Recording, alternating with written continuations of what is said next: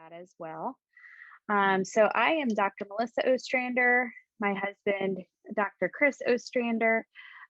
We are going to be presenting today. And just to give you guys a little bit of about us, we are both assistant professors for Liberty University. I actually teach ethics there, as well as an integration course on integrating spirituality into counseling. And so that's where this topic has come from. Also, it is something that we are passionate about in our own counseling practice as well. So both Chris and I have been in counseling practice for about 10 years now. Actually, I'm over 10 years now. And we have had our own private practice for 5 years. Yeah. And we own and operate our own private practice, Orchard Knob Counseling, and it is solely through telehealth these days. And so that has been an exciting change. We actually switched to telehealth before the pandemic. And so that was an interesting time, because we had been about a year into telehealth when the pandemic hit. And so thankfully we were kind of already set up to operate that way. But let's go ahead and get started on the art of integration. We are excited to have each of you with us, and please feel free to jump in, and when we are asking questions, feel free to unmute yourself, use the chat. If you want to kind of comment through the chat, that is absolutely fine. We want it to be as interactive as possible in this virtual means of presenting, even though we wish we were with all of you in person. And so let's go ahead and get started.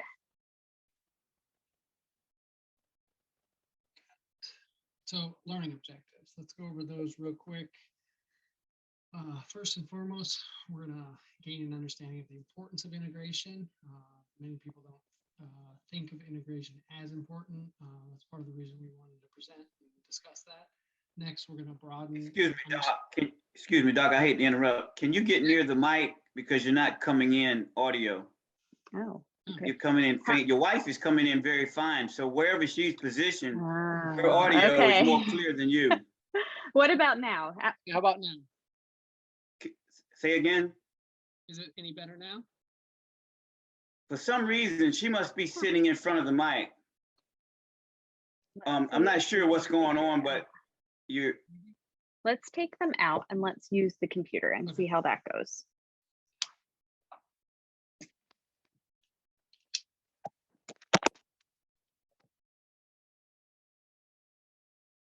Not good now. Here. You do this and I'll get your computer. Is it better now? Okay. Now, That's it. That sounds much better. Okay. Sorry. Thank you so much. No problem. So I was saying, first and foremost, we're going to gain an understanding of the importance of integration. Sorry. Next, we're going to broaden our understanding of holistic health, followed by increasing our understanding of ethical integration. It really is an ethical point, and it's something we want to stress today. And then lastly, learn practical steps in how to integrate. And so first of all, there's a lot of terms that are used when we talk about integrating spirituality, and sometimes people use them interchangeably. And so we want to make sure that we are all on the same page when it comes to what exactly are we talking about here. Is that, okay, let's just make sure that, nope, I don't want that. Sorry, guys. So first of all, faith. Faith is a way of knowing one's place in the world or meaning making, and that's by Parker. Spirituality, we're using the K-CREP definition of spirituality, and that's a sense of a relationship with or belief in a higher power or entity greater than oneself that involves a search for wholeness and harmony.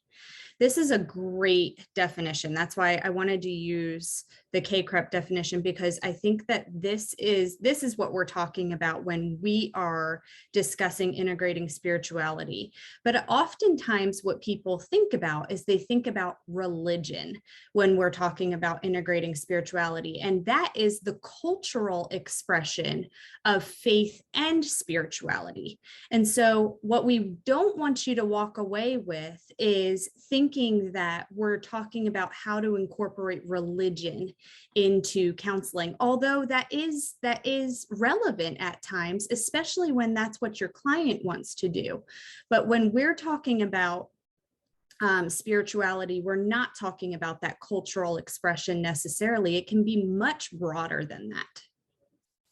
Any questions with that, with the terms or what we're going to be talking about?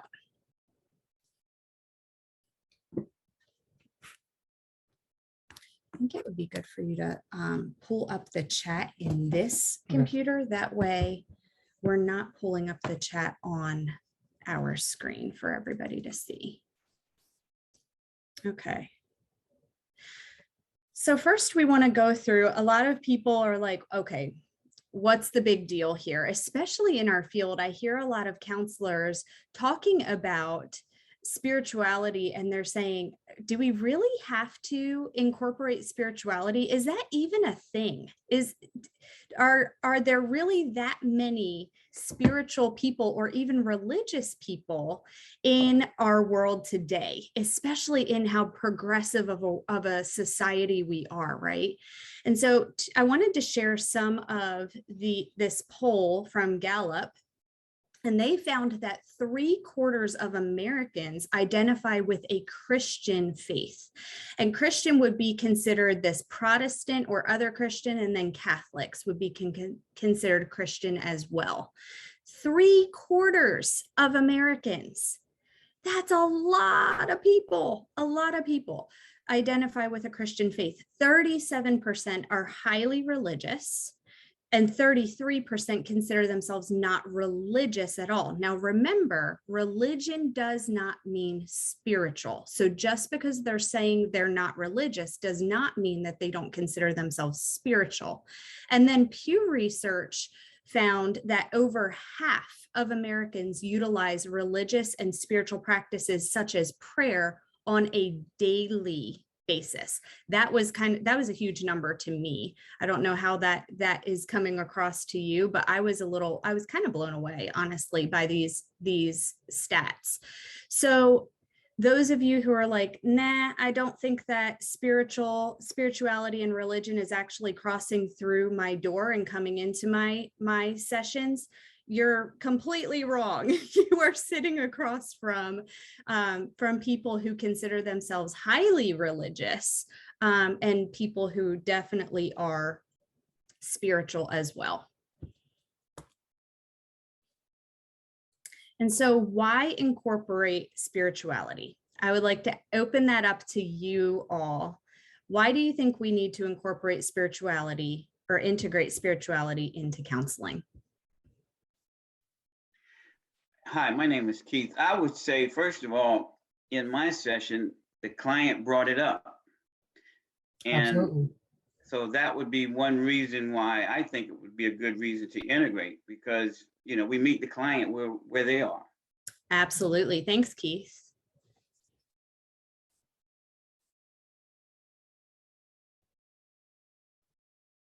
Who else? Why do we need to? Oh, go ahead. I was just going to say that in my experience, I noticed that sometimes the client might be trying to understand something that's spiritually based, but they don't recognize it. So part of why I think it's important, because you may bring them into that understanding of themselves. So I think that's a need for it. Yes, that's so true.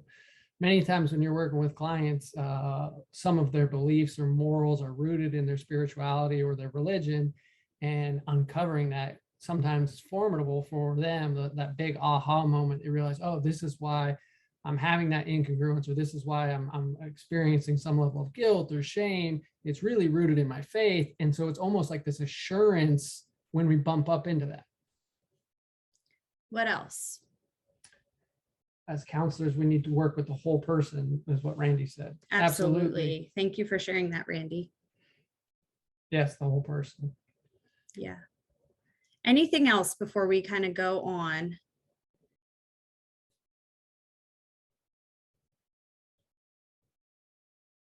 Okay. So it's a core aspect of the person. Those of you who would consider yourselves spiritual or religious or have faith that is a part of yourself, most of you, if not all of you, and I would actually venture to say all of you would consider this a core aspect of yourself. It is something that is intrinsic in you. It is not something that you divorce yourself from, at least not generally. That's not the general consensus of most people. It is also a major cultural component of the person. If I were to sit across from a client and you were a bug on the wall or a fly on the wall, and you were viewing my counseling, and I was completely ignoring the cultural aspects of that client, you would say that I'm actually unethical in my practice. And so, but for some reason, many times we don't recognize that spirituality is a cultural component of the client. And we kind of, again, view them as very separate, and they're not. Yeah. And just on that cultural note, I'll share something. We got our master's down in New Orleans and lived there for 4 years. We love the city. It was just a formidable time in our lives, but it was so interesting to move there. And that city is so immersed in the culture of spirituality. Mm-hmm. And so much so that whether it's on billboards or the news, we just got so accustomed to everyone talking about God and spirituality to some degree. Because it was so rich in the culture, that when our family or friends came and visited, they'd be driving around or watching TV with us, and they would pause and they're like, what are they talking about? This is on the news. Like, what are they talking about? And mm-hmm. It was a piece of the culture that was there in New Orleans that was front and center. Mm-hmm. But because sometimes it's not as overt, it was surprising to a lot of people that came down and visited us. Yeah. And I would say that there is a cultural norm in North Carolina as well, being a part of the South, that there is a cultural component just in our state as a Southern state. Now, Chris and I no longer live in North Carolina. We now live in Florida, which is not really a part of the South, but even though it's in the South, it's not, a part of the deep South. And so I wouldn't consider it a cultural component necessarily here. But when you're thinking about Georgia, South Carolina, North Carolina, Mississippi, Louisiana, Arkansas, when you're thinking about these states, there is absolutely a cultural component to most people believe in God. If you were to poll them, I would say more than 3/4 of the people in the South would probably say that they believe in God.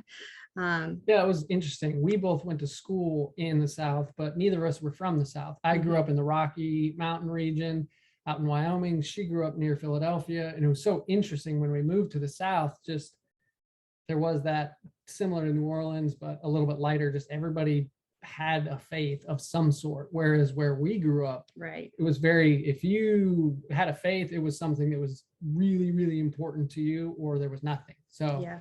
A huge cultural component in the South. Next is that everyone has a belief system, whether they consider themselves spiritual, whether they consider themselves religious. Everybody has a belief system, and it is oftentimes their belief system is derived from their spiritual beliefs.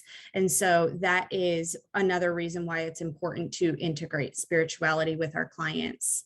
Also, huge, people derive meaning and value from their spiritual beliefs. Who in here doesn't talk about meaning and value in all of counseling? That is such a root value, or a root concept that we are talking about with all of our clients. And so when we recognize that they derive meaning and value from their spiritual beliefs, we can then incorporate that into counseling, which will then make our counseling with that client more robust and more thorough. And we would say that it's unethical to not integrate spirituality. Continuing with this, research actually shows that when you integrate spirituality, it benefits treatment, it makes it more meaningful, it improves treatment outcomes. There is tons of research that shows that it improves treatment outcomes when incorporating spirituality.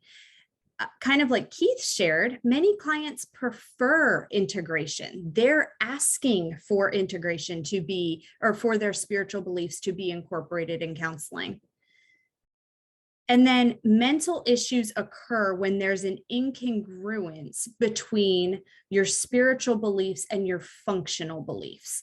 What I mean by that is there are often times, and you'll find this in career counseling, you'll find this in mental health counseling, whatever type of counseling that you're doing. I'll use the example of a client that's coming in and we're talking about their career. And we're talking about their depression, right? And when they actually start unpacking their career, we find that their career is not fulfilling the values that they have intrinsically. And so what then happens is there's an incongruence. And what research shows is that when there is an incongruence between what we say we believe and the way we're actually living out our beliefs, it then causes mental issues. It causes anxiety. It causes depression. And so that it's so incredibly important to recognize and to be able to assess then if there's an incongruence between what the client is saying that they believe and the way that they're living out those beliefs.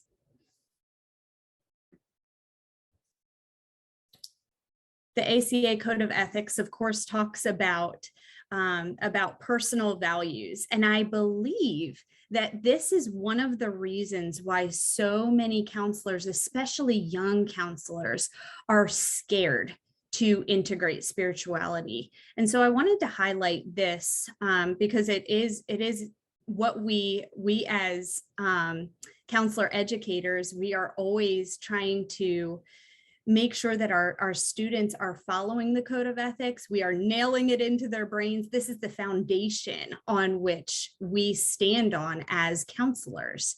And so A4B says that counselors are aware of and avoid imposing their own values, attitudes, beliefs, and behaviors. Counselors respect the diversity of clients, trainees, and research participants and seek training in areas which they are at risk of imposing their values onto clients, especially when the counselor's values are inconsistent with the client's goals or are discriminatory in nature. And so what I find with a lot of my students when I'm teaching my ethics class, and they haven't gotten to the integration class yet when they're taking ethics. Ethics is usually in their first semester. And so what I'll find is that they'll say, I'm not gonna touch it. I'm not going to talk about spirituality at all because they're afraid. They don't want to bump up against this ethical dilemma of imposing their own values. And so they say, we just won't touch it at all. And in reality, that's unethical too. And so what we have to learn and what we have to teach, what we teach our students is how to bracket their own beliefs in order to be able to sit across from a client of any belief and be able to incorporate their beliefs into counseling rather than my own beliefs as the counselor. Yeah, I'd be curious at this point, how many of you went to a program or in a program, a master's program, where you were taught integration, whether it was a paper, whether it was a discussion. I'd love to see that in the chat to talk about that a little bit.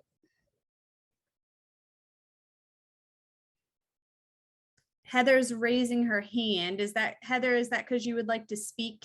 And you're welcome to unmute and speak to this as well. my master's is in Christian counseling. And so we very much had an integrated spirituality focus within ours, and taught to honor going where the client wanted to go, not, I think, separate from a more biblical counseling standpoint, because I think the biblical counseling does tend to be more directive in that approach, versus mine is more, where do you want to go? And I can seamlessly integrate spirituality and asking those questions with the client to find out what their goals are. Right. Yes. Thank you for sharing, Heather. And I went to Gordon Conwell too, Mariana. That's where I got my degree. Okay. I can't read that. Marianne said she's at Gordon Conwell. Okay. Anyone else? I'm interested whether you did, you didn't, because the research says that most counselors wish once they get in the field that they would have learned more about integration. I'd like to say that I did not, but of course I graduated so long ago. But I incorporate spirituality into my sessions because I'm connected with my church and biblical counselors ministry. So really, I think because of my own faith belief, it was something that I incorporated just on my own and kind of learned my way, because I've been in the field for about 25 years. But I think it's very, very important to really ask the question about what is your spiritual belief system, so it can be used as another tool in your counseling relationship. Absolutely. Thank you for sharing that, Robin.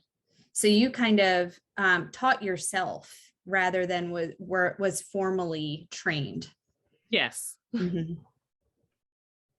One did not, one's at Liberty. Good.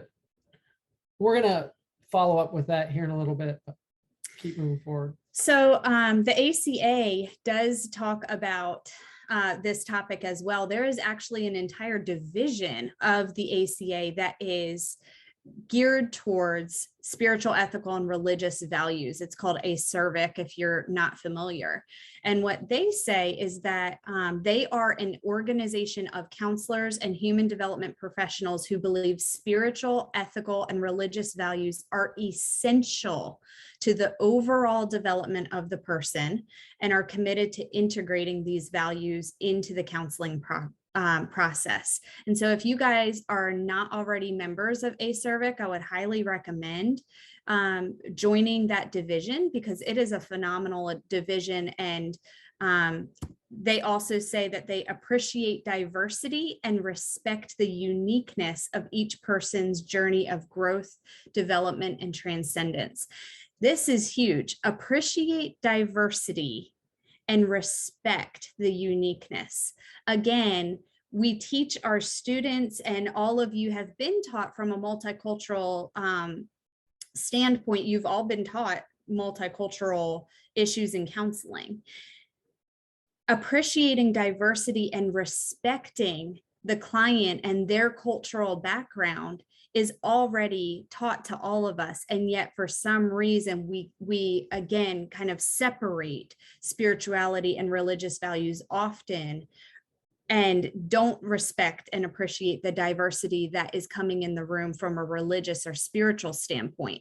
Yet we'll sit across from a client from any other race, any other culture, and we would say, I appreciate diversity. At least I hope you would say that you appreciate diversity and respect those clients. But are you doing that across the board? Are you doing that from a spiritual and religious standpoint as well?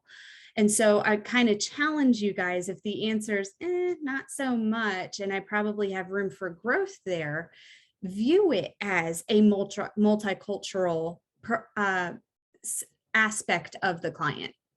I put the ACERVIC website here because I would love for you guys to go on there and to read their competencies. It's a 2-page document and it is phenomenal. It has some very practical things that you can incorporate into your counseling. They talk about treatment outcomes, they talk about diagnosis, they talk about assessment. And just from reading the competencies from ACERVIC, you will learn so much. And just for the sake of time, we didn't have the ability to go through all of those, but I hope that you'll take the time to go through that.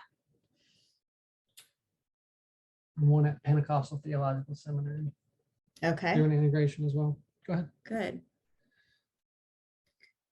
And so when we're talking about incorporating spirituality, again, when we are sitting across from clients, we all would say that we view the client from a biological standpoint. You're making sure that you're thinking through the person's biology. What is their medical history? You're thinking about, especially when you're doing assessment, you're probably assessing their sleep, you're assessing their exercise, you're assessing their nutrition. You want to know, are they on any kind of medications? Because you're viewing the person from that biological standpoint. And then psychological, of course, we are assessing them from a psychological standpoint. We're making sure that we know their mental health history, their family's mental health history. We're using mental status exams, right? We want to know about their social support. We want to know, how are they involved in their community? Do they find meaning from relationships around them? And do they have meaningful relationships? But what we would say is that you also need to make sure that you are adding on that spiritual component, not just stopping at biopsychosocial, but you're saying biopsychosocial spiritual. Make sure that you're also incorporating the spiritual aspect of the person. And so you're assessing from a spiritual standpoint. Tell me about your spiritual history. Tell me about your religious history. Your family of origin. How did you grow up when it came to spiritual beliefs or faith practices? Because you can learn so much about a client just by incorporating and assessing their spiritual beliefs. And so we already asked you guys about your training competency. Is there anybody in here? We've got 50 participants, and we only had several that chimed in the chat or unmuted. I would love to see those of you who did not or don't feel like you were trained, or you don't feel like you're very competent in incorporating spirituality. Are there many of those in the room out of 50 participants? I see Dr. Gwen said she did not.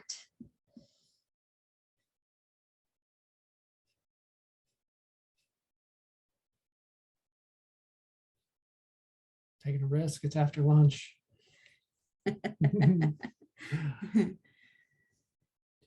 Jason said, I feel like we discussed it some, but it was not a main focus. Right. Abigail said, I did not. Okay. I did not. And I feel comfortable. Mecca, is that you do feel comfortable or you don't feel comfortable? Sorry, the way that's written. All right, yes, I do. Okay. Okay. She said, I do incorporate. I feel Oh. comfortable. Okay. Awesome. Anybody else? Angela said, have discussed and participated in conference trainings by the Good. late Dr. Mary Thomas Burke. I did not. Okay. And so those of you who don't feel comfortable in integrating spirituality or didn't receive formal training, you are a part of, I would say, the majority. So one study that I looked at, and it was a qualitative study. And we looked at this and we were a little bit, I wouldn't say completely surprised, but a little bit surprised because, again, we're at Liberty University. We do incorporate spirituality. We are a KCREP accredited program. And so it doesn't have anything to do with accreditation. That is not why graduate programs are not incorporating, because you are able to incorporate as a part of the accreditation. And we are one of the largest accredited online programs. And so the qualitative study that I had seen, the trainees would have said that it was an afterthought, kind of like Jason had said. You received a little bit, you kind of touched on it a little bit, but it was more of an afterthought in your program. just lost my cursor. There it goes. And so what many of them said, one of the themes out of this study was that it was a multicultural canopy, right? So there was the multicultural class, and spirituality was just kind of in there. So it may have been the topic of one lecture, or they may have kind of touched on it a little bit in an assignment, but it was up under that big umbrella.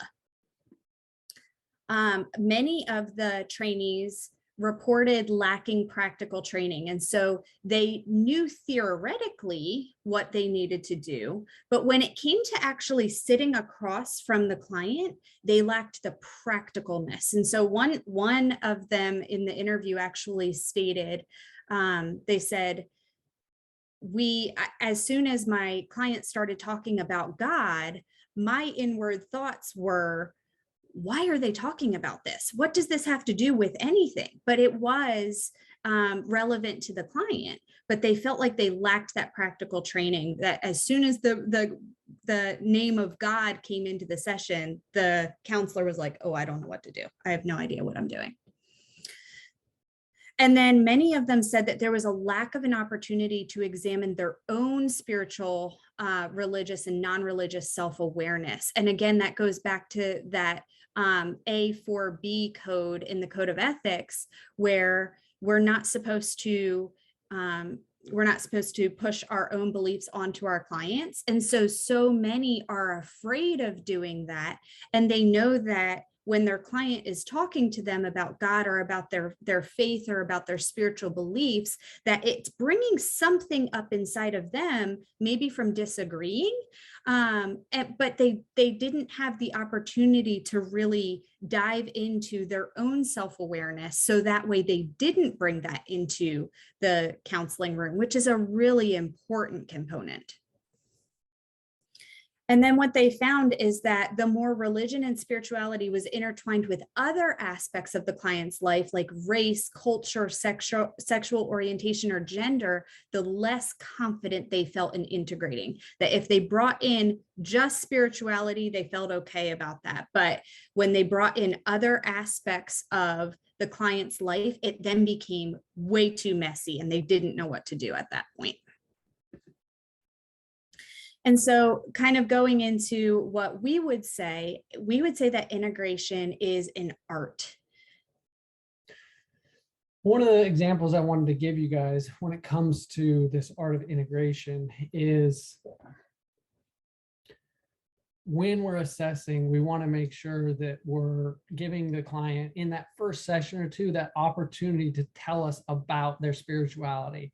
What does it mean to them? How does it shape their world? How much of an impact do they see in that daily experience? And that's huge. If you're not, I'll say, checking that box and doing that really thorough assessment early on, you're going to miss potentially huge pieces. And I'll just give you a practical example that was a part of my dissertation and some of the research.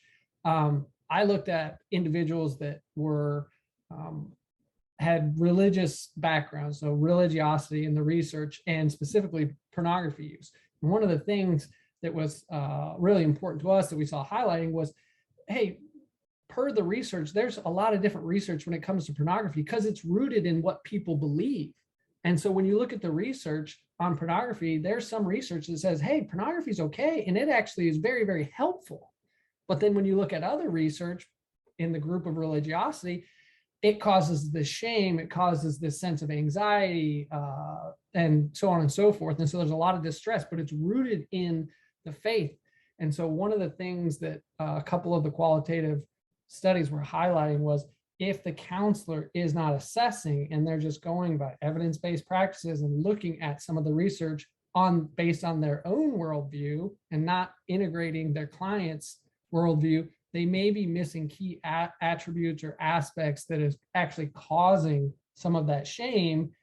Instead of working within the client's faith, it's almost trying to transition it. So that was just a yeah. And I would say also, just kind of piggybacking off of that then it's pushing more of your beliefs, right? Because you're you're going off of, yes, evidence-based practices, but you're going off of what you believe as well. And you're saying, hey, it's okay to use pornography when the client actually feels a lot of distress and there's that incongruence between their beliefs and what their functional beliefs, right? What we had talked about before. But it's that common, in CBT, well, hey, let's just change your beliefs. Let's create an alternative thought. Right. And it makes sense. And I can see how counselors do that, Mhm. but they're missing this huge portion of the individual, which is based on their morals and their spirituality and very much how they approach some of these things. Absolutely. I've had some clients that have come to me and they've said, and this is just another example, they've come to me and they've said, well, you're my second counselor, and it's been a couple that's in front of me. You're our second counselor. And when I assess, okay, well, what was going on with the previous counselor? Well, they suggested that we get a divorce. And when we actually get down to it, the previous counselor was not assessing where the clients were as far as their spiritual beliefs, because they actually had spiritual beliefs against divorce. And so then when the counselor suggested divorce, it then became a moral issue for the couple. And so at that point, it was for them, they opted out of counseling. They said, we're not doing this because the counselor is not respecting our beliefs. And so it's actually, you can actually really harm clients by not integrating, and you can really offend them, which makes sense, right? Because if I were to sit across from you and I were to tell you to do something that you believe is just intrinsically wrong to your own morals and values, you would probably want to leave as well, right? And so we have to make sure that we are integrating and using this art. And so we're talking about competence, we're talking about collaboration when necessary, and then there's a creative aspect to it as well. And so Chris was talking about art beginning with assessment, and there's that. Again, think about it from a biopsychosocial spiritual standpoint. And so every single initial assessment that I am doing with a client, when I'm sitting across from them for the first time, it actually shows up in my paperwork as well. But when I'm sitting across from the client, I'm thinking biopsychosocial spiritual. It is always a checklist in my mind. We are going to assess them biologically, and I go through all of the biological questions that I have in my mind, psychologically, socially, and spiritually. Sometimes this takes me 2 sessions just to get through my assessment, because I want to be so thorough in making sure I'm understanding the client from all 4 of these aspects, which you guys know there is a ton under every single one of those. There's a ton of questions. And so if I can gather a thorough assessment of the client, then I have a more thorough conceptualization of the client, which then allows me to have a thorough treatment plan for the client and make sure that we are collaborating well and I understand the presenting problem as thoroughly as possible. And just as a side note, Melissa mentioned we teach at Liberty. This is one of the things we're passionate about, and it cuts both ways. We were talking about it earlier this week with some of our colleagues. Sometimes it's people get into this profession and they're in their masters and they're all about, well, I'm going to tell somebody about my faith. And that's part of the reason we want to be a counselor. And part of our job as counselor educators and gatekeepers in this profession is, whoa. No, we want to be ethical. We're not at all about pushing our beliefs on anybody. And this is the approach, or this is the type of counseling you think this is, then you need to be in a different program. So that's a huge part as well. And so under competence, there is this self-awareness piece in bracketing. How many of you are familiar with bracketing? Can kind of put that little emoji raising of the hand up, put it in the chat box.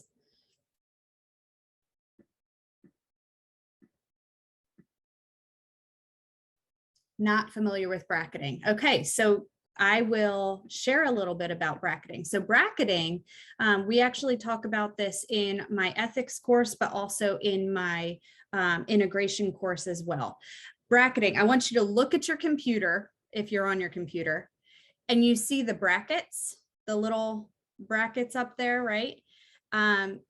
This is what we do with our own personal beliefs. And I actually was reading some student papers this week, and I was so proud of my students because they did such a phenomenal job when they stated, it is not about neglecting my own beliefs. That is not what you're doing. When you are sitting across from a client and you have things that are kind of bubbling up inside of you when your client is sharing something that goes completely against your own beliefs, and you feel a little bit of that resistance, it's about having the self-awareness to be able to recognize, okay, my client is talking about something that I do not agree with.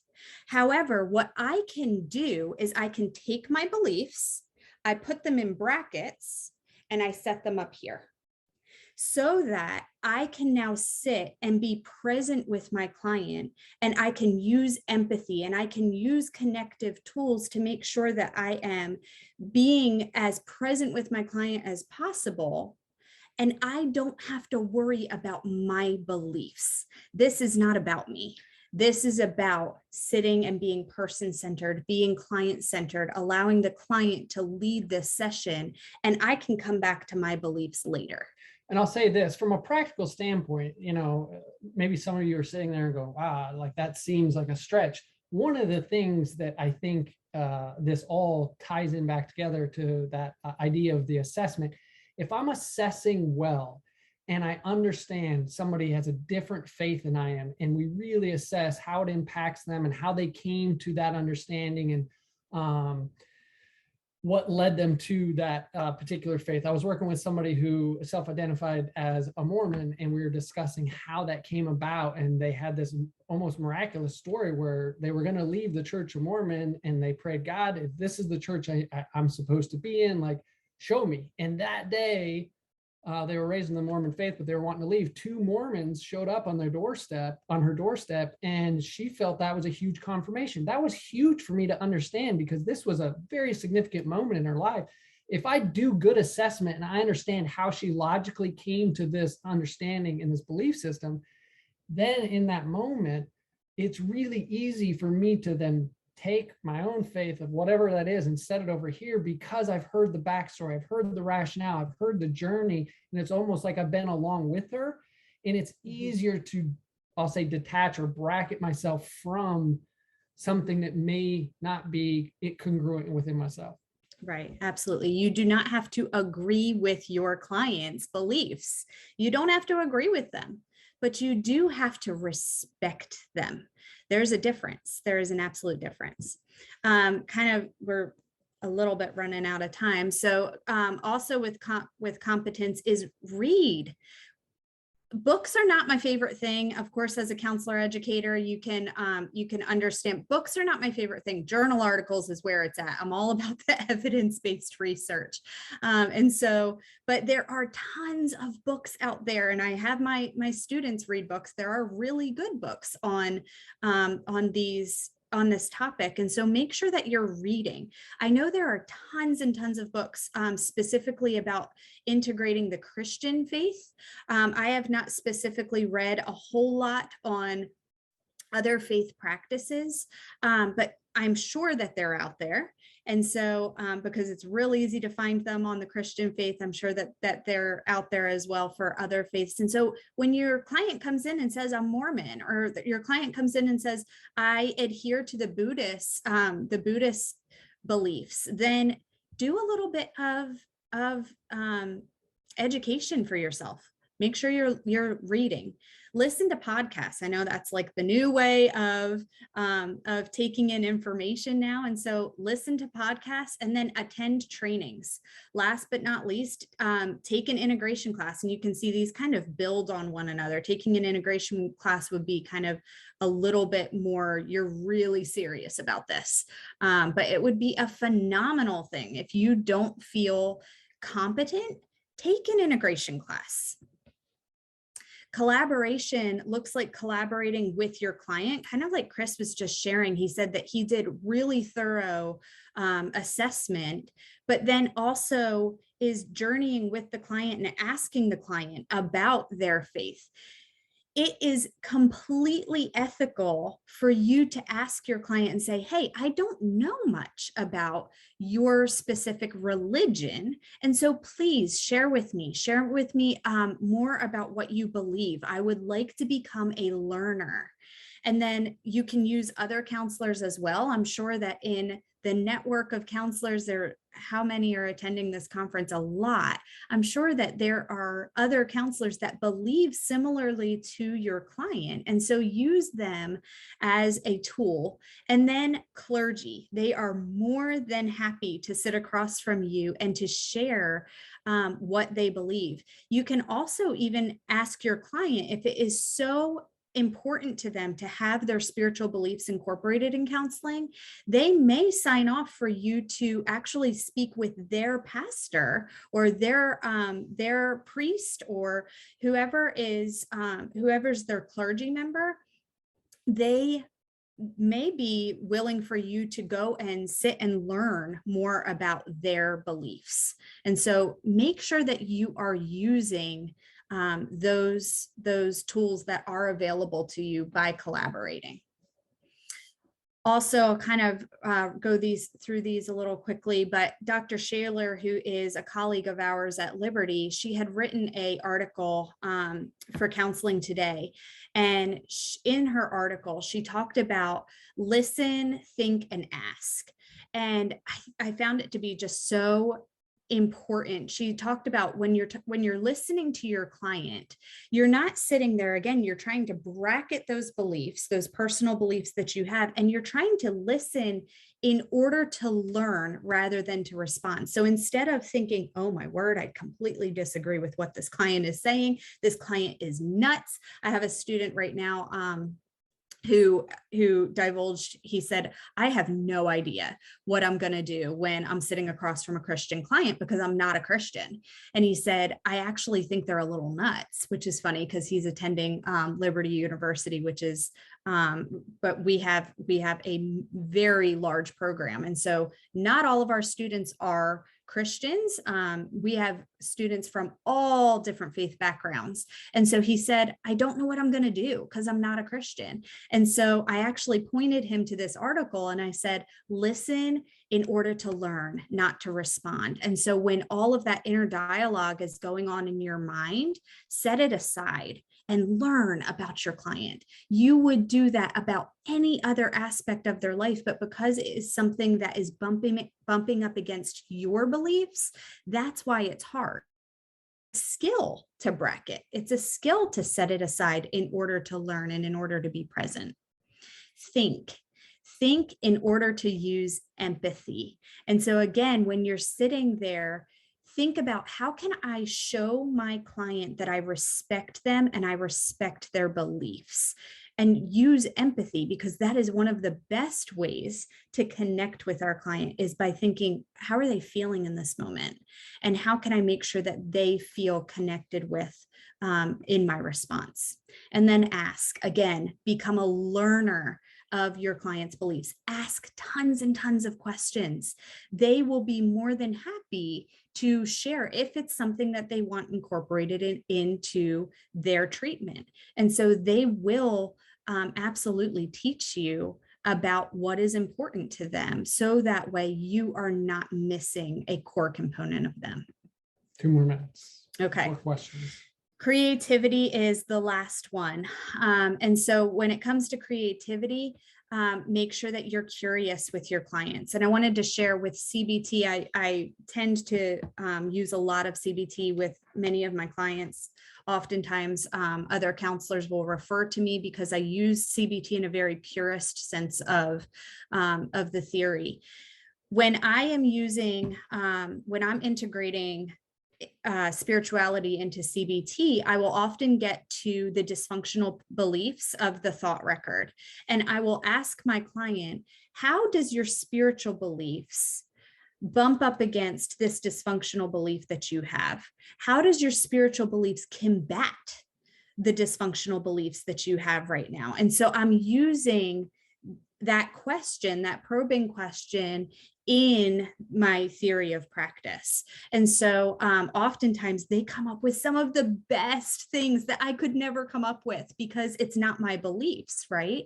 And so they'll say, well, I believe this I believe that God values me in this way. And oh my word, that means so much to me. And that absolutely combats that dysfunctional belief that I've been living under for so long, right?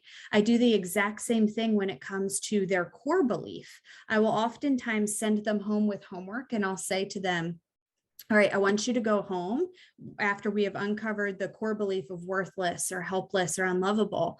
And I'll send them home and I'll say, okay, now what I want you to do is I want you to think through your spiritual beliefs. And I want you to come up with a truth statement that is rooted in your spiritual beliefs that combats that core belief very directly. They will come back with some of the most creative things like a poem or a Bible verse or a proverb, something that means something to them that directly combats their core belief. And then what I have them do is I have them meditate on that daily. It is one of the most meaningful things that my clients do, and it creates some of the most meaningful outcomes. One last thing on that, obviously she's super passionate about it. We've both seen in that process is when you incorporate spirituality, specifically with CBT and challenging dysfunctional beliefs, when they incorporate their faith, it's that thought or that truth that's from outside of them. Mm-hmm. That's so powerful. It's something that's eternal, that's spiritual, and most clients really resonate with that because it's almost like being spoke over them. Absolutely. We got to hurry because we're late. Yeah. Solution focused. I encourage you guys to ask your clients who are, if you come more from a solution focused background, ask your clients, hey, who is somebody in your faith or in your religion whom you look up to? Somebody that you would want to emulate your faith after. And then, of course, you guys know how to use solution-focused counseling in order to then give them those attributes that they can model after. And then we